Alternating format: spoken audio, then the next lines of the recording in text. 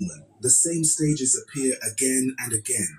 First, potential then, awakening then, breath then, vibration then, form then, order then, responsibility. This is not only how the world begins, it is how a person matures. That is why initiation rituals are so central across African societies, from the forests of the Igbo, to the shrines of the Yoruba, to the cattle camps of the Nilotic peoples, to the desert rites of the Tuareg.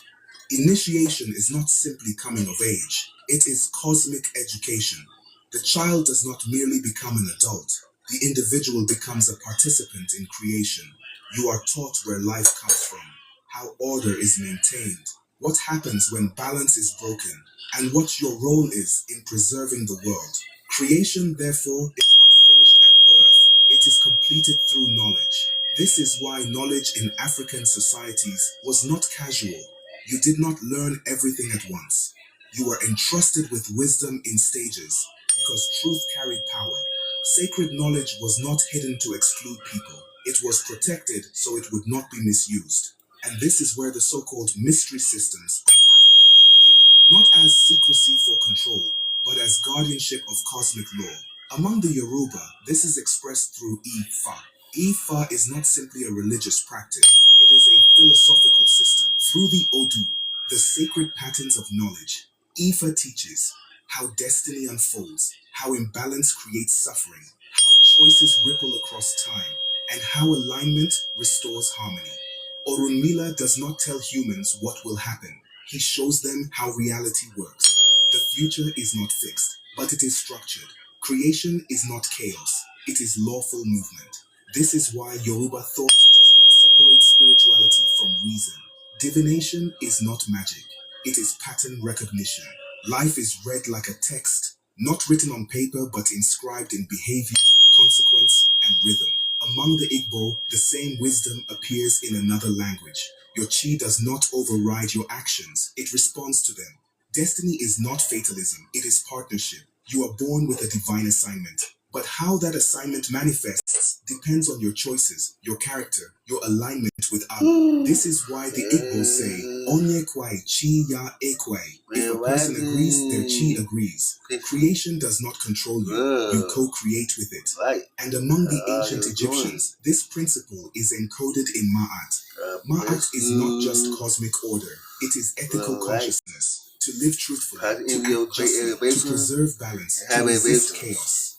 When the heart of the dead is weighed against the feather of Ma'at, it is not. That could be about who are you and what are you?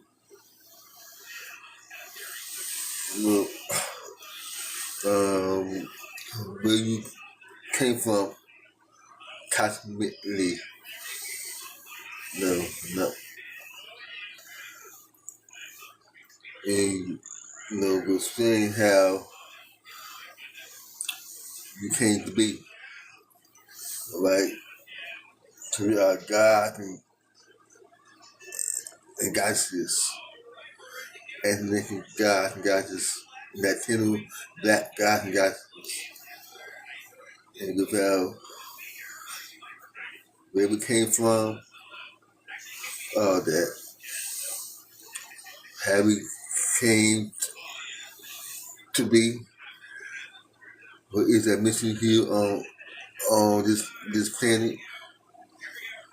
What is our job? All that, right? When I listen to the African History Explained YouTube channel, they talk about the African Book of Creation, the real Genesis before the Bible,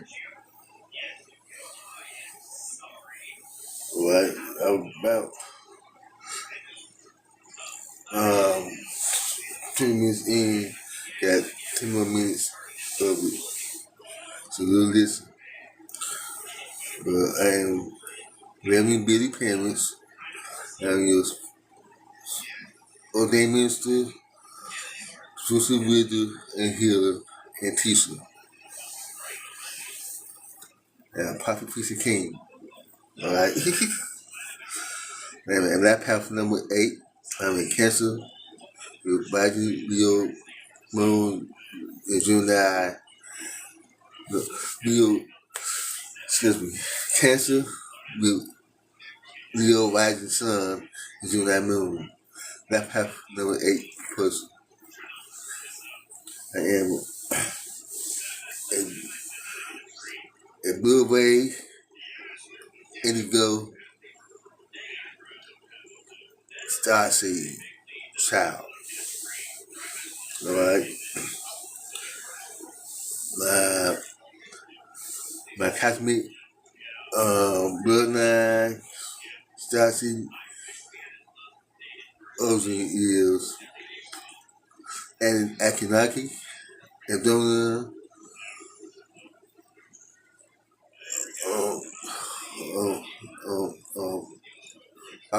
Skunan, Palladium, Omani, Lion, Syrian, that's, that's it. Say I've been also okay. My ancestors also the species is the Metis ocean is insectoid means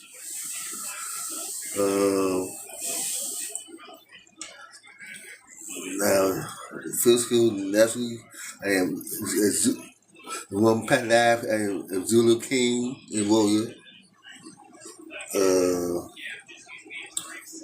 Fought in the African milking civil war, right? I'm a cousin of Taka Zulu, so I was also a warrior king, right?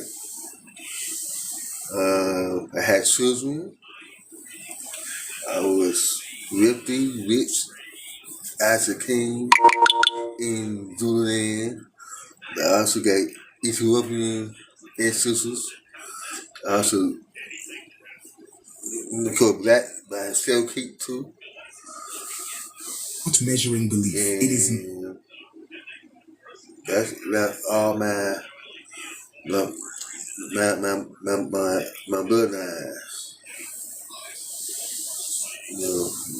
My physical bloodline, my physical bloodline, and my cosmic bloodline. And like I will tell you more about me, as where I come from. I met the goddess Nonette. That's new. No, the guys who Pamela Waters.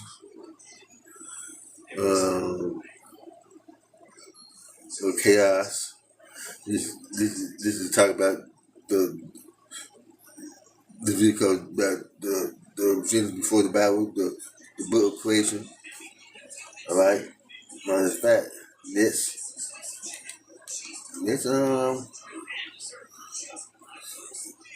Let's go back to the beginning.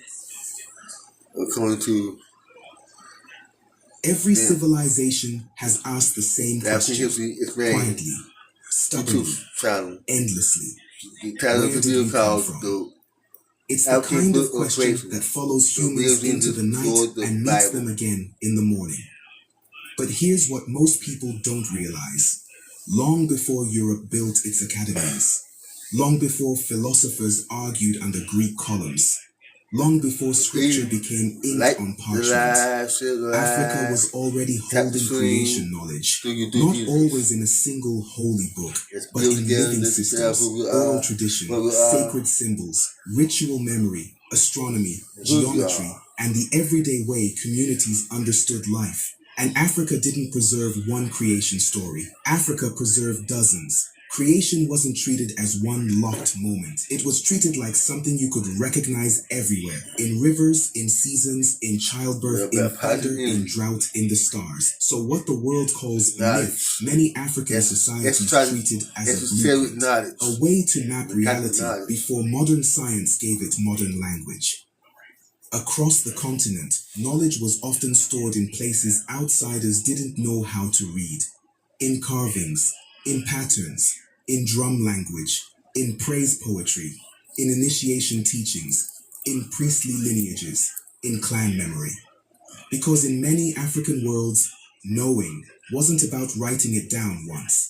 It was about repeating it accurately, generation after generation, until the story became a technology of memory. So today, we're not doing fantasy, we're doing history, cultural history, the history of how African societies explained origin, order, and meaning. And if you stay until the end, you'll see something wild. Even with different languages, different climates, different kingdoms, many African creation systems keep returning to the same hidden pattern. Now, before we dive in, quick question. When you hear Genesis, do you imagine one beginning, one story, one moment?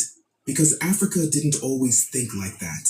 In many African traditions, creation is not a single spark, it's layers, beginnings inside beginnings, cycles inside cycles. That's why Africa's creation traditions are spread across deserts, forests, islands, rivers, mountains, and savannas. Each society carried its own sacred version, but when you listen closely, you can hear the shared rhythm under the differences, like many rivers flowing back to one ancient spring. So let's open Africa's lost book of beginnings. Not one book, but many voices. We'll move across regions and you'll notice how different cultures answered the same questions. What existed before the world had shape? What gave life its first movement? What makes humans human? And what force keeps the universe balanced? We begin where human life is harsh and memory has to be strong to survive, the deserts and drylands.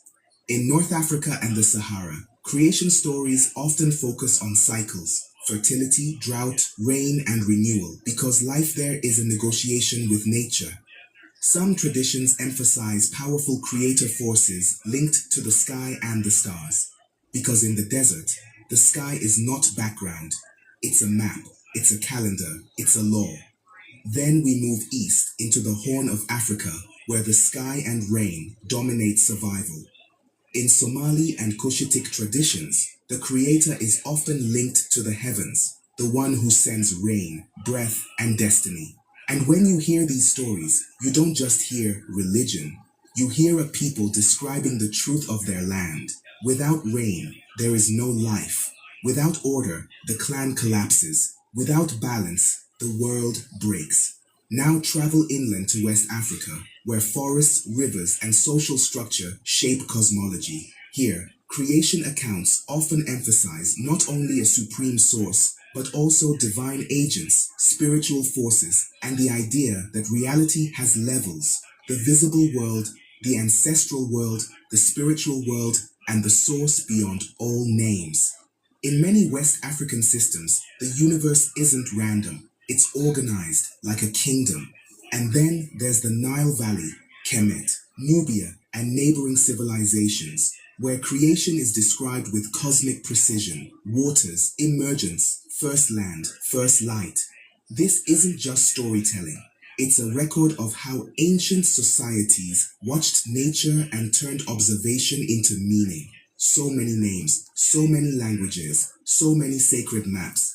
And yet, something remarkable appears when you compare them. Across Africa, again and again, creation begins with a primal state, often described as water or darkness or the unformed deep. Think about that. Before there is land, before there is breath, before there is fire, before there is speech, there is the deep. In many African traditions, this is not metaphor. It's the starting condition. Water becomes more than water. It becomes potential, a womb state, a place where everything exists, but nothing is shaped yet. In ancient Egyptian thought, it begins with none. The primeval waters, not chaos like a horror story, more like an God is endless, none. undifferentiated I met her ocean of possibility. And in my from that dream. watery infinity, the first land rises, often symbolized as the first mound. Then the Creator emerged. I guess that when I said that I met my creator, well, my God, my goddess. I met goddess Nun, the goddess of primary waters, and chaos. The goddess Nun. And this is this. That's what we got from the Egyptian Pachyderm. All right, she is one of the Egyptian goddess. You know, it is her name, but Nun is her husband, her cohort. So, or new, the guys who knew.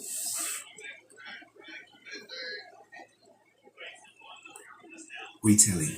It's a record of how ancient societies watched nature and turned observation into meaning. So many names, so many languages, so many sacred maps. And yet, something remarkable appears when you compare them. Across Africa, again and again, creation begins with a primal state, often described as water or darkness or the unformed deep. Think about that. Before there is land, before there is breath, before there is fire, before there is speech, there is the deep. In many African traditions, this is not metaphor. It's the starting condition. Water becomes more than water. It becomes potential, a womb state, a place where everything exists, but nothing is shaped yet. In ancient Egyptian thought, it begins with Nun, the primeval waters, not chaos like a horror story, more like an endless, undifferentiated ocean of possibility. And from that watery infinity, the first land rises, often symbolized as the first mound. Then the Creator emerges and begins to shape reality. So creation starts not with war, not with violence, but with emergence. You see similar echoes in other regions too, because water is the mother of birth, and many African cultures frame creation as a kind of birth. Rivers aren't obstacles. Oceans aren't merely geography. They are thresholds between worlds, between states of being, between spirit and matter. And notice the philosophical difference. In a lot of African cosmologies, creation isn't framed as domination. It's framed as alignment. The universe doesn't begin with a weapon. It begins with a womb, with a pulse, with moisture forming memory. Now, here is where the stories get even more interesting, because many African traditions don't stop at the deep. They ask, what was the first change? What was the first sign that creation moved from potential into reality? And the answer, again and again, is some form of light, not just sunlight, but awakening. Light as awareness, light as first recognition, light as the moment the universe turns on. In some traditions, this looks like a sun deity or a radiant force. In others, it looks like a breath of presence, something that fills emptiness with meaning. The point is, light isn't decoration. It's the beginning of order. And that idea, light as awareness, changes how you hear the stories. Because now, creation isn't a random accident. It's intention entering the void. Then comes another recurring theme across Africa, breath and sound. Many cultures describe creation as something spoken, breathed, sung, or vibrated into form. Not because they thought the universe is a literal sentence, but because they understood something deep. Sound is structure. Rhythm is order. Speech is power. A name isn't just a label. It can be destiny. It can be identity. It can be spiritual authority. That's why ceremonies of naming are often sacred. Because in many African philosophies, to name is to shape reality. And it's not only sound as noise, it's sound as vibration. The idea that everything that exists moves. Even if the movement is too subtle for your eyes, it still moves. So creation becomes a process, potential, awakening, breath, vibration, form. Now we arrive at the next pattern, the first beings. And here, African creation traditions often differ from the battle stories people expect. In many accounts, the earliest forces are not tyrants. They are not jealous warlords fighting for control. They are organizers, balancers, architects of harmony. In some southern African traditions, first ancestors emerge and establish the rhythm of human life, how to live, how to respect land, how to relate to each other. But notice what that really means. It means creation did not end when the first human appeared. Creation continued through instruction, through law, through relationship. The universe was not only formed, it was taught. Among the Zulu, this first being is remembered as Unkulunkulu, the great ancestor. He does not arrive as a distant sky god. He does not descend on thunder. He emerges from the earth itself, from reeds, wetlands, soil, and living ground. Humanity is not placed onto nature. Humanity is born from it, and from Unkulunkulu come not just people, but cattle, kinship, moral order, and survival knowledge. This is not symbolic. This is ecological philosophy. Humans, animals, and land are relatives. Not resources, not property, relatives. And that detail matters, because it reveals something foundational about African thought. Humans are not above the world. Humans exist within it. That is why, across so many African societies, land was never simply owned. Land was ancestral territory. It carried memory. It carried law. It carried identity. To misuse land was not only an economic mistake, it was a spiritual violation. To disrespect soil was to disrespect lineage. And animals were not merely tools for labor or food. Cattle represented continuity and inheritance. Birds became messengers between realms. Snakes carried ancestral presence. Forests were living archives. Wildlife was not outside the sacred world. It was part of it. Creation in African thought was never just about how the universe began. It was about how life must be lived. Now, when we turn back toward West Africa, the same cosmic structure appears again, but expressed through different names, languages, and sacred maps. Among the Yoruba, creation begins not with conflict, but with source. At the highest level is Olodumare, the ultimate reality beyond form, beyond gender, beyond limitation. Not human-shaped, not bound by time, not contained in matter. Olodumare is not simply a god. Olodumare is being itself. But Olodumare does not shape the world directly. Instead, the act of formation is entrusted to Obatala. Obatala descends into the watery deep carrying sacred earth. He spreads it across the surface of the primordial waters. Land appears, mountains rise, soil settles, form emerges. This is not accidental geography. This is intentional shaping. But creation does not stop at physical form, because the Yoruba universe is not only material, it is moral. That is where Orunmila enters. Orunmila is not just a deity, he is cosmic intelligence, the witness of destiny, the keeper of divine order. Through Ifa divination, Orunmila teaches humanity how reality works, how cause connects to consequence, how choice shapes outcome, how balance preserves life. And running through all of this is a central principle that cannot be translated into a single English word. Ashe. Ashe is not just power. It is activation, the energy that allows existence to happen, the force that turns thought into matter, word into form, intention into reality. In Yoruba cosmology, nothing becomes real without Ashe. Creation is not simply built, it is spoken into activation. This means that the universe itself is responsive to moral order. Reality is not random, it has structure. It has layers. There is the visible world, the ancestral realm, the spiritual domain, and the source beyond all names. And within this structure, everything human life touches, leadership, agriculture, medicine, marriage, justice is governed by cosmic law. Farming follows ritual calendars. Kings consult spiritual authority before governing. Communities align social rules with divine balance. The world functions correctly only when humans act in alignment with creation itself. Not dominance, not exploitation, alignment. Now, among the Igbo, we encounter the same truth expressed through a different sacred language. At the highest level stands Chukwu, the ultimate source of all existence, beyond form, beyond limitation, beyond human imagination. But unlike systems where divine power remains distant, Igbo cosmology introduces something profound. Every person carries chi, a personal divine spark. Creation is not only cosmic, it is individual. Each human life is a partnership between destiny and choice, between divine assignment and personal responsibility. And the moral law governing this relationship is embodied in Allah. Talk about the spirit of life.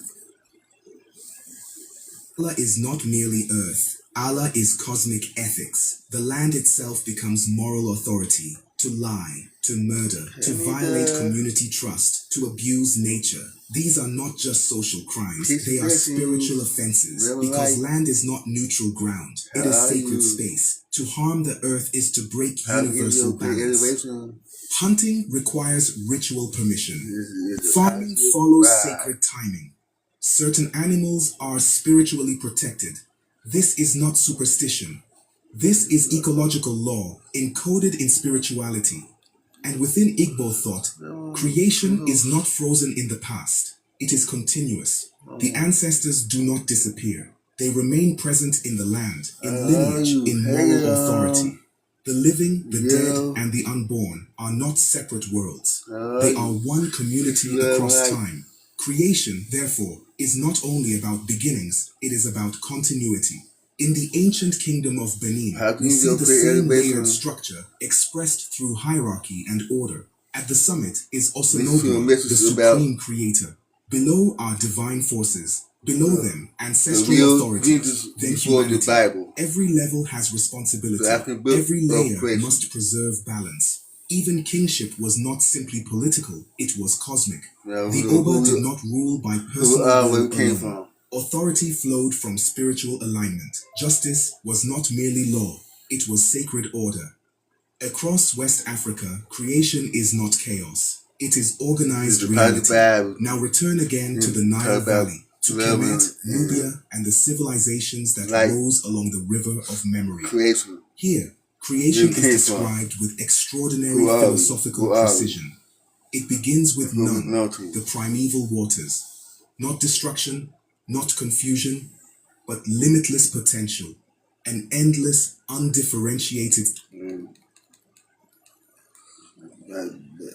are one community across time. Creation, therefore, is not only about beginnings, it is about continuity. Versal balance. Hunting requires ritual permission. Farming follows sacred timing. Certain animals are spiritually protected. This is not superstition. This is ecological law encoded in spirituality. And within Igbo thought, creation is not frozen in the past. It is continuous. The ancestors do not disappear. They remain present in the land, in lineage, in moral authority. The living, the dead, and the unborn are not separate worlds. They are one community across time. Creation, therefore, is not only about beginnings, it is about continuity. In the ancient kingdom of Benin, we see the same layered structure expressed through hierarchy and order. At the summit is Osanobua, the supreme creator. Below are divine forces. Below them, ancestral authorities. Then humanity. Every level has responsibility. Every layer must preserve balance. Even kingship was not simply political, it was cosmic. The Oba did not rule by personal will alone. Authority flowed from spiritual alignment. Justice was not merely law, it was sacred order. Across West Africa, creation is not chaos. It is organized reality. Now return again to the Nile Valley, to Kemet, Nubia, and the civilizations that rose along the river of memory. Here, creation is described with extraordinary philosophical precision. It begins with Nun, the primeval waters. Not destruction, not confusion, but limitless potential, an endless, undifferentiated state of being. From Nun rises the first land, the Benben Mound. Then comes the Creator, known through names such as Atum, Ra, or Ptah, who brings form, light, and order. Light does not decorate the world, light activates it, and governing everything is Ma'at, truth, justice, harmony, balance, and cosmic law. Creation does not end when the world appears, it must be maintained. If Ma'at collapses, society collapses. If Ma'at fails, the universe itself falls into disorder. This is why Egyptian civilization did not separate religion from science. Astronomy mapped sacred time. Geometry structured temples. Medicine aligned with spiritual law. Architecture mirrored cosmic order. The pyramids were not merely tombs, they were cosmic instruments, aligning earth with stars, human life with eternity. Animals were not worshipped as gods, they were understood as living expressions of natural forces. The cow symbolized nourishment and creation. The falcon represented divine vision. The cat embodied protection. The crocodile carried primal power. These were not idols. They were biological metaphors for universal principles, and the Nile itself became the living memory of creation, flooding, renewing, restoring the land each year, reenacting the first emergence from the waters. Now, move east again into the Horn of Africa. In Cushitic and Somali traditions, the Creator is inseparable from the sky, the giver of rain, the source of breath, the one who assigns destiny. Here, cosmology is not abstract philosophy. It is survival logic. Without rain, there is no pasture. Without pasture, there are no animals. Without animals, there is no society. So the sky becomes law. Rain becomes life. Balance becomes survival. Rituals are not superstition. They are ecological agreements between heaven, land, animals, and people. And across all of these regions, north, west, east, south, one pattern continues to surface. Before land, before breath, before fire, before speech, there is the deep, water, darkness, the unformed state. Not chaos in a destructive sense, but potential. A womb state. Everything exists, but nothing is shaped yet. Then comes the first movement.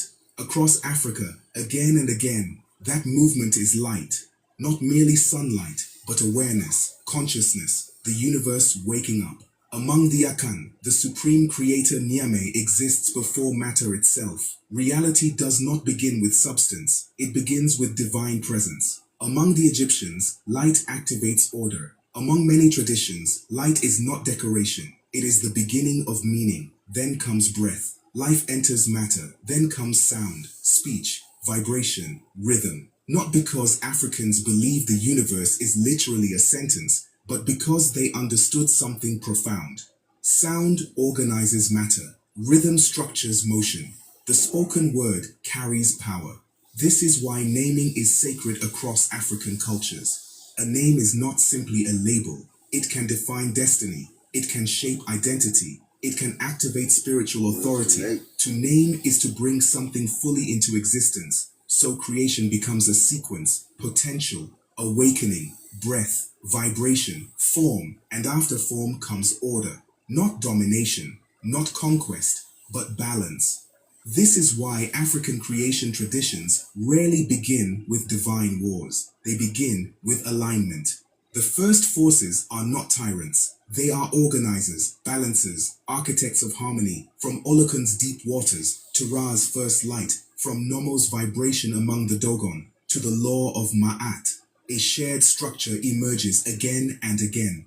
Water, light, breath, vibration, order, emergence. This is not fantasy.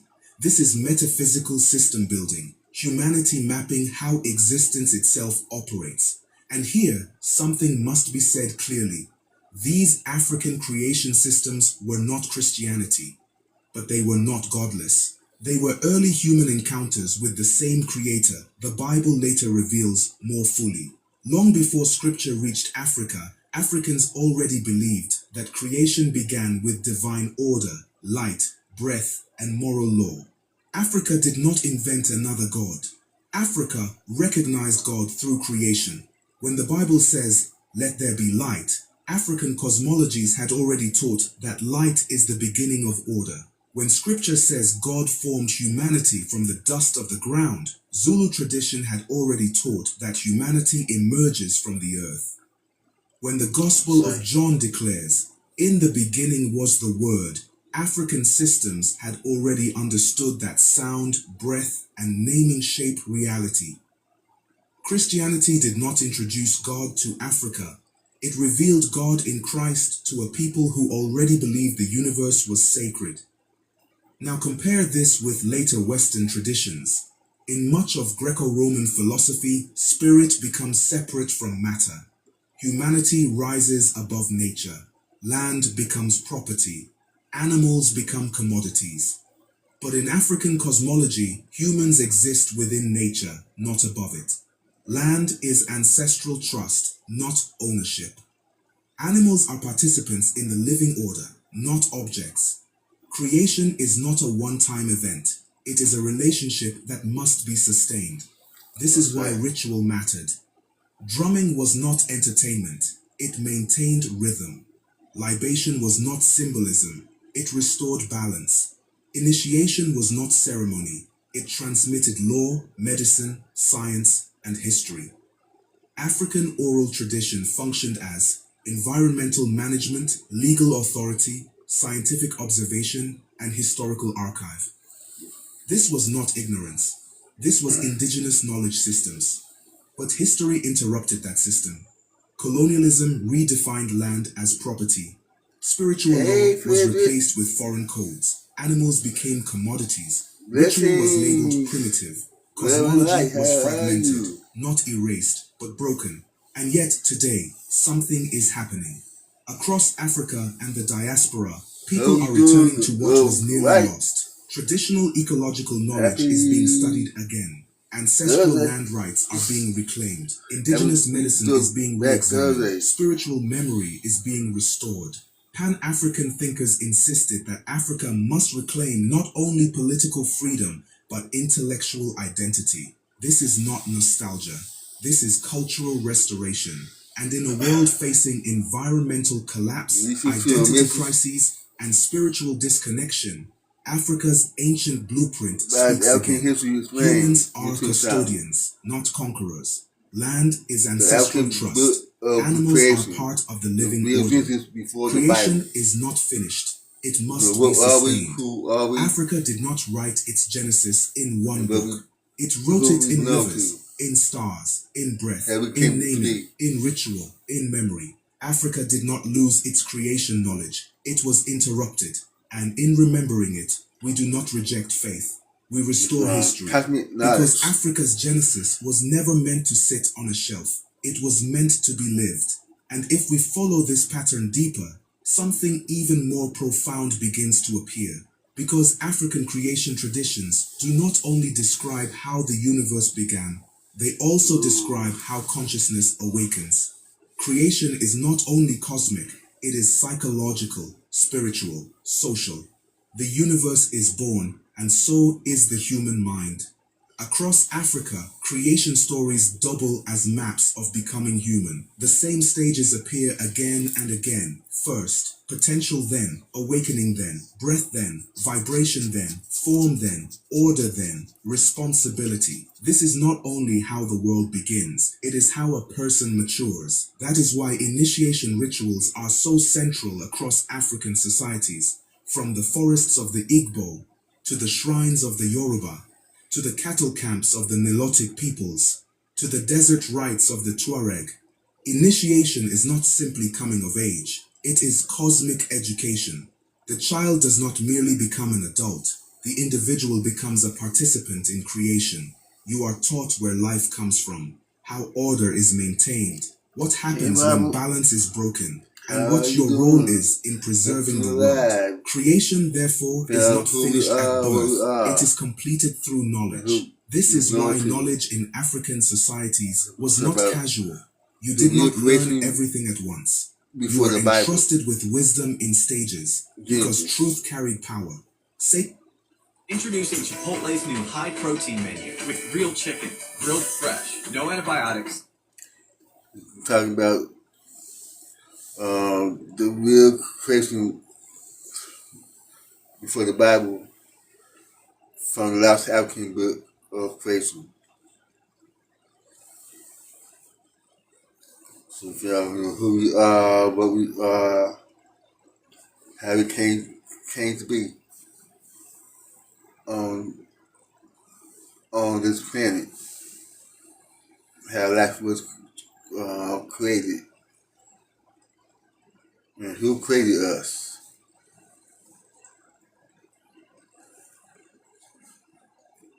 Well, that we are gods and goddesses. You indigenous to this land, to this planet. We are the original people of this planet. And we are the creators.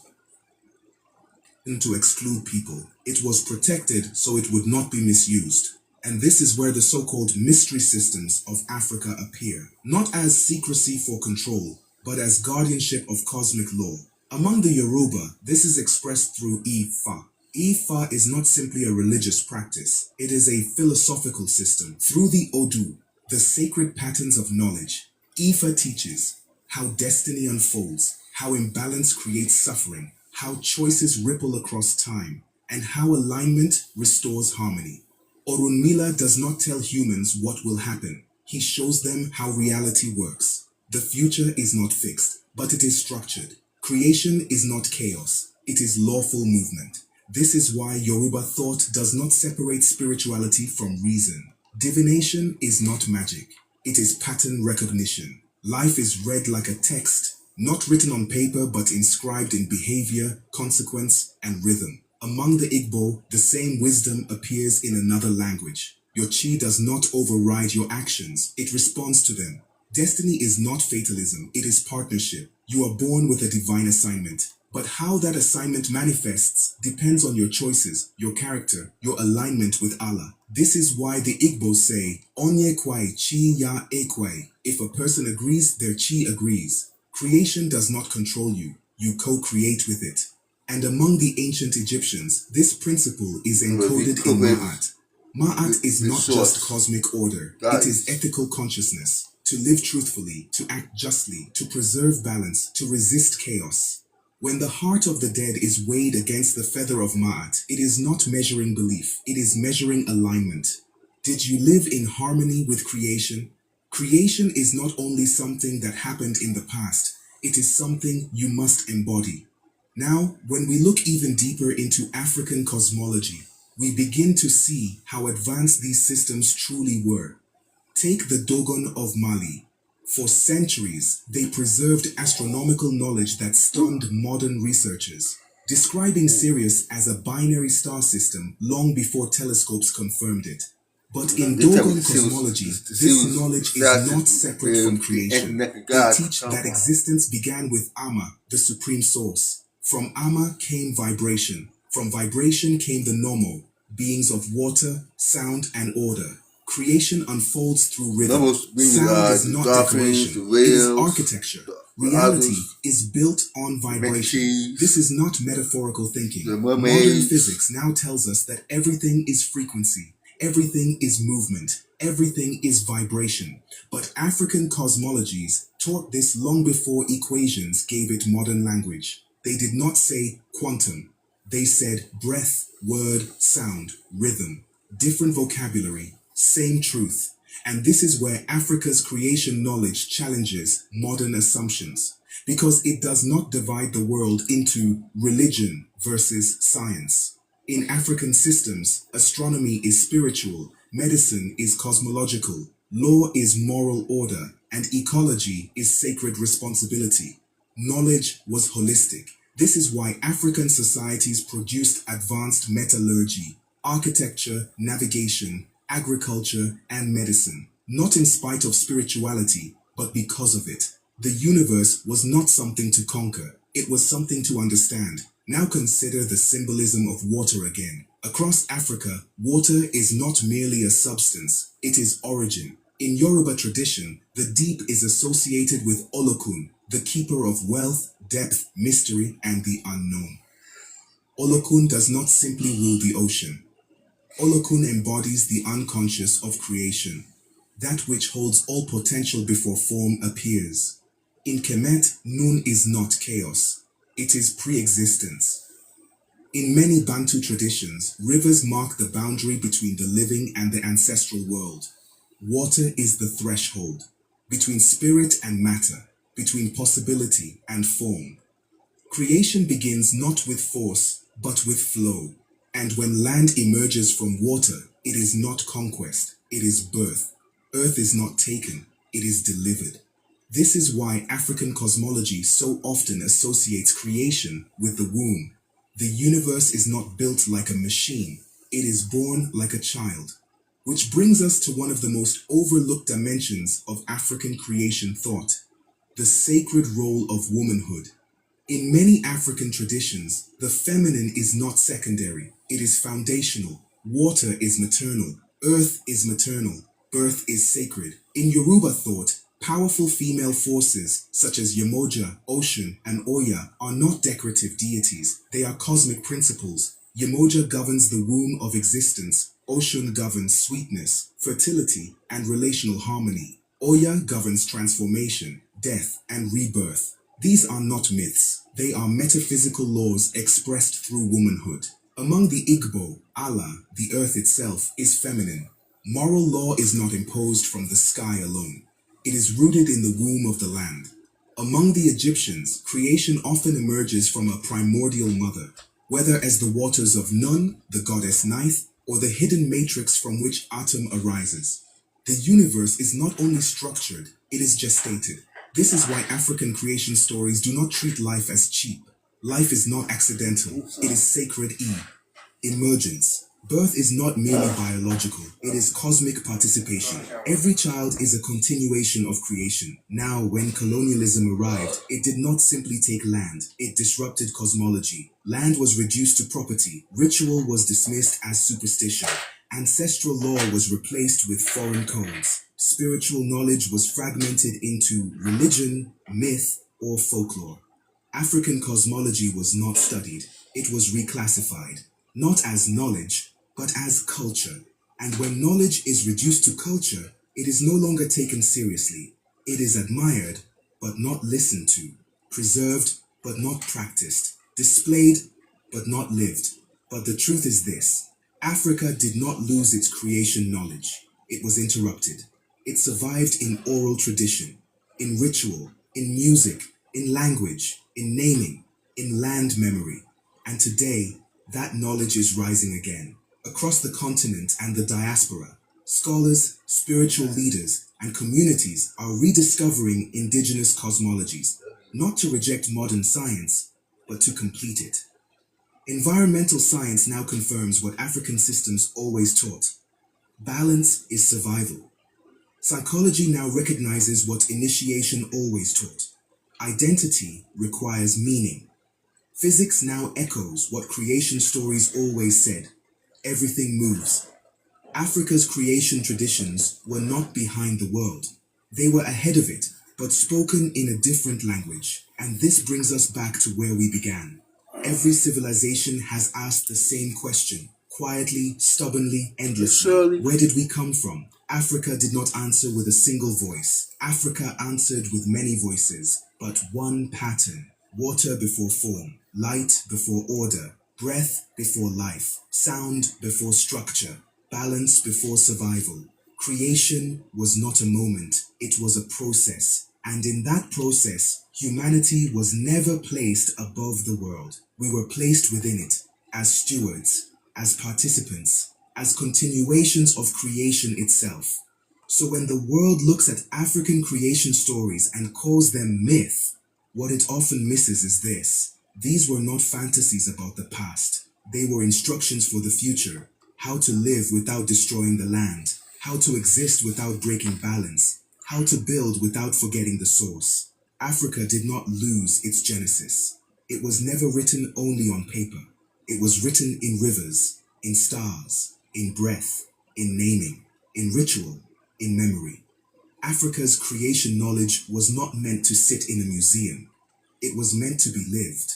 And as the modern world searches again for meaning, balance, and survival, it is quietly returning to the very blueprint it once dismissed. Not because Africa is ancient, but because Africa was aligned.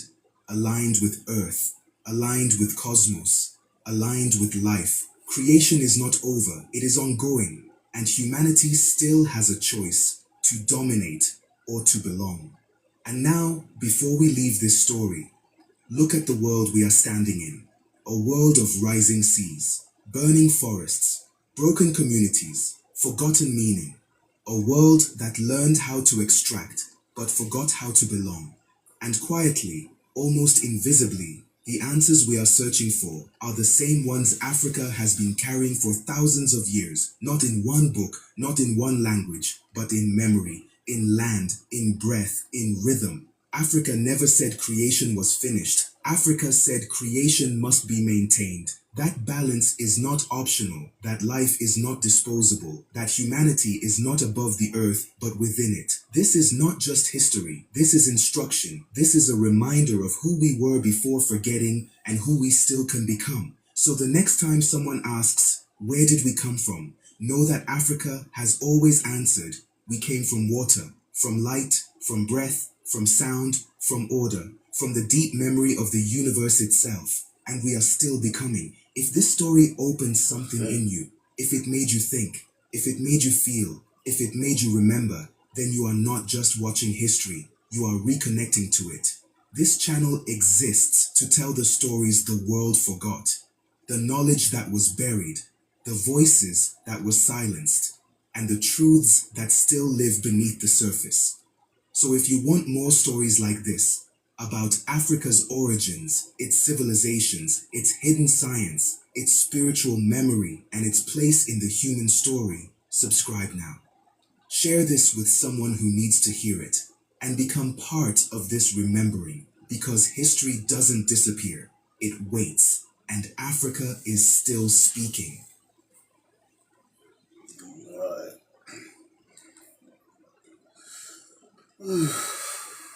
That was the video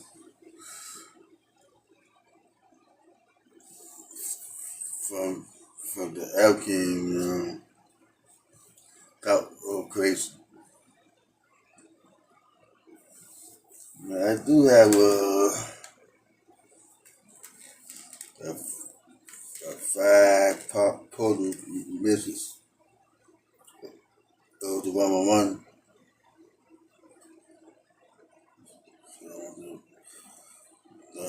We are this, right? So listen, absolutely, this is a powerful, symbolic request, and I love the energy we call it in a 5-page, one-level portal Sunday scroll for the collective chaos ceremonial, cosmic tone, landing New Year, intention, solar blessings, and ancestral resonance. Below is a 5-part scroll message. Each page written in its own energetic transmission. You can use these as spoken words, written shows, auto readings, or collective affirmations.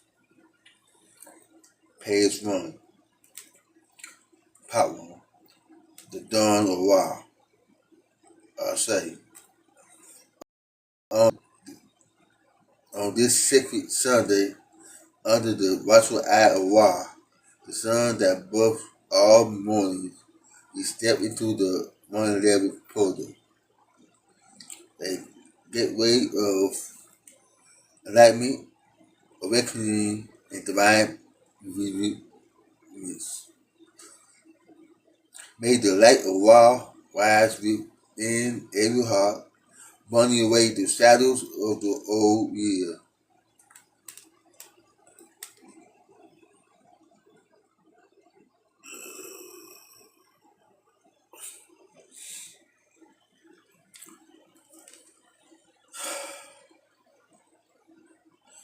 And illuminating the path of purpose for 2026. Today, we greet the sun as Can.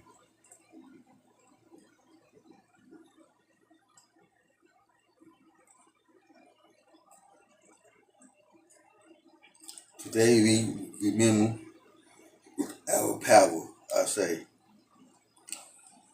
This is the Sunday message from last Sunday. I just now give to y'all, alright? Every Sunday I give y'all a message. Anyway, page 2, the portal of 111. The 111 portal opens at the trinity of beginnings. One self, one spirit, one source. This alignment calls the collective to step forward with clarity, to walk with intention, to speak with truth, and to create with courage. May every soul feel the pull of destiny, the whisper of ancestors, and the eternity that new timelines are ready to unfold. We enter this portal with open hearts and steady breath. I say, page 3, the collective rising. In 2026, the collective rises not through force, but through remembrance. We remember that we are creators. We remember that we are healers. We remember that we are connected, threaded together like constellations across the sky. May this year bring unity where there was division, vision where there was confusion, and abundance where there was lack. May the collective rise in harmony, guided by the sun and rounded by the earth, I say. Page 4.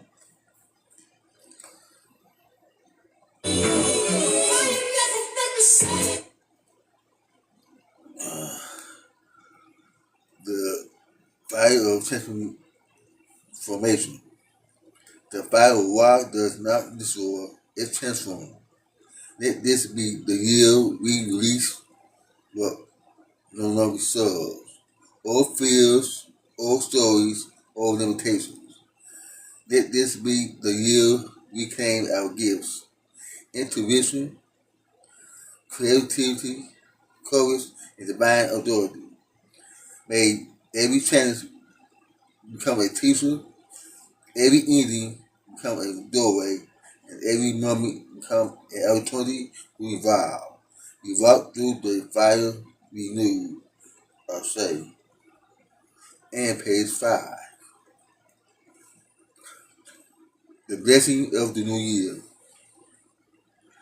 As 2026 unfolds, may blessings flow like sunlight across the horizon.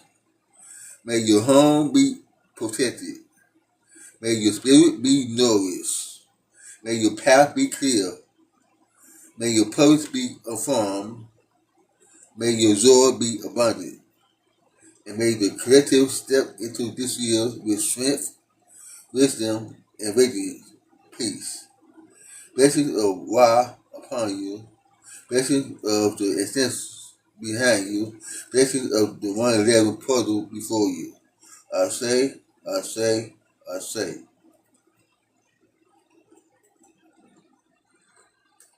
And that's my message to y'all for the portal level 111 message. Alright? And we going to be in this transmission. So, so,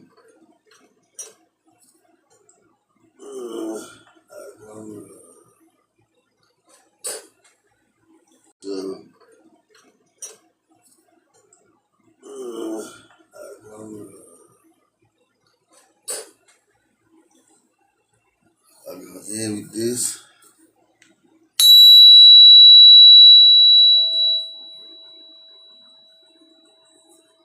I'm going to pull one card to this 5 to 8 hooks for the hot saucer.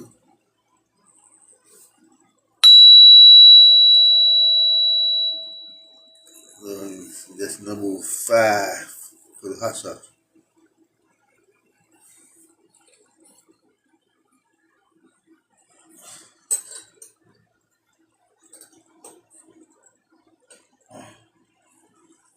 I'm gonna pull a card too.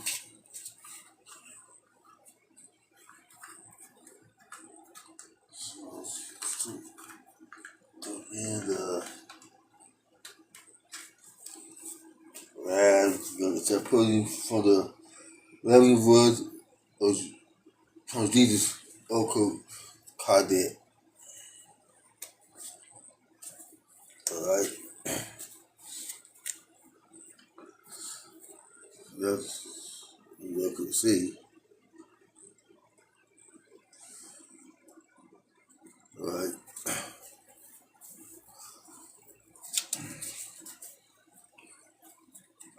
But let's say I'm a tarot card reader, Oko card reader, a pendulum reader. I use definition to get messages on the spirit.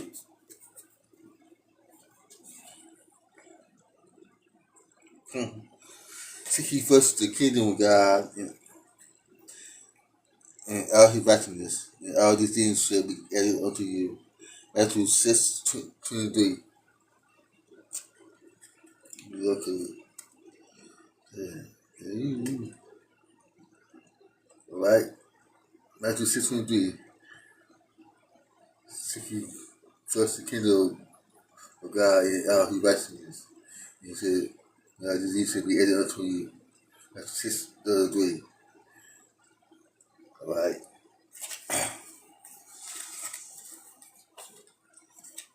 That card was already flipped over. I mean, flip it.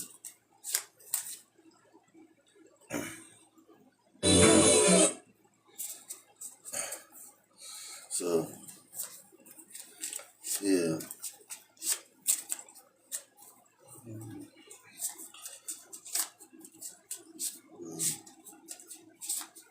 Second time, cut it, boom. Jump up. Okay. One flew over. And not your heart be trouble. Let it be afraid. John 14:27. And let your heart be trouble. No need be afraid. John 14:27. Alright? So that's from Spirit. Let's pull another card from the Andrew Mystery card.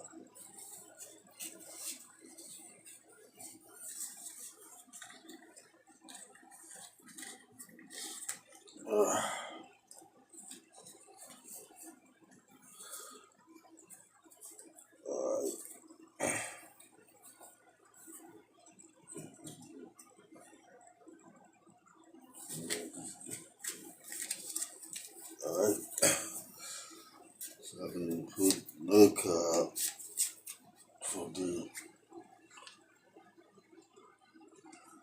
So you could, y'all could see.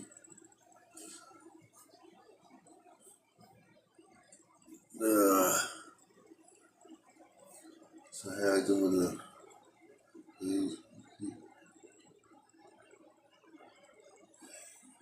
it's the green soon, y'all. It's the green soon. I'm suffering this introducing cards. I'm suffering cut it. This one, damn.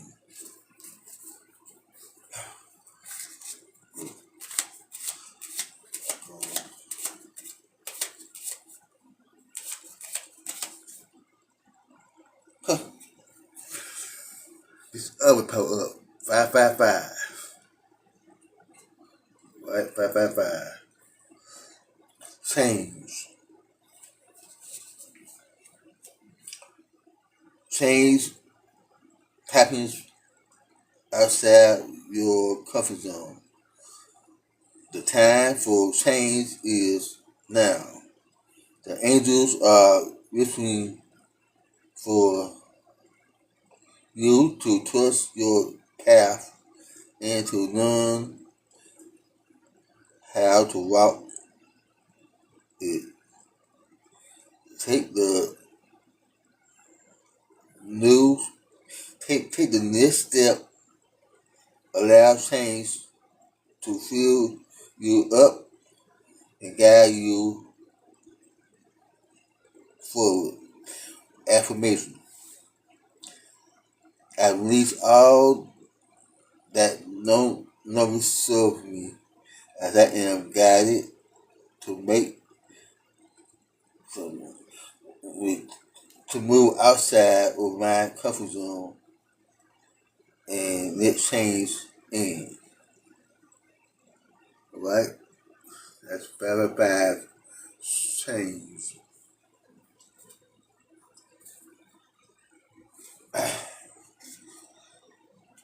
That's a good message. And that's it. Those are the only two cards I'm gonna pull for y'all. So, with that said, I will catch y'all later. Alright? At 12:02. How to NGO create elevation and have a business. Now we ride. Love and light, I say.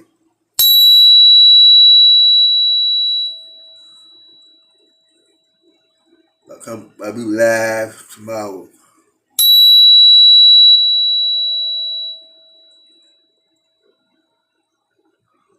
Alright.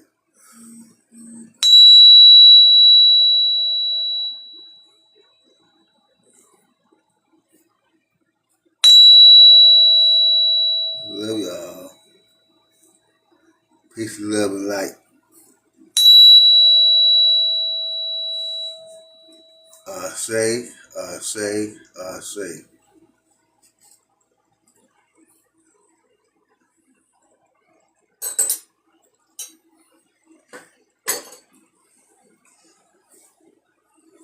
Follow me on all my social media at Billy Pim's Facebook, Twitch, Twitter, Clubhouse, Raven Billy Pim's, also on Patreon, Raven Billy Pim's, and YouTube, Billy BB Pim's. And that's it. Alright, love y'all. And you want to donate? My contact is $ Billy Pim's. You want to contact me by email is bpim04 at gmail.com. Right? And available for weddings, funerals, baptism, memorials, civil unions, counseling, people, um, uh, counseling, right? Spiritual guidance, all that. I am an ordained minister, and even more readings, I'm an ordained healer and reader, right? Um, $3 for yes and no questions. Um, by card or paging them. Also, $5 general reading, $11 mini readings, right? If you want your bookshop done, I think it's $11. But my passion is on here. Just set up one of my videos for my practice, right? But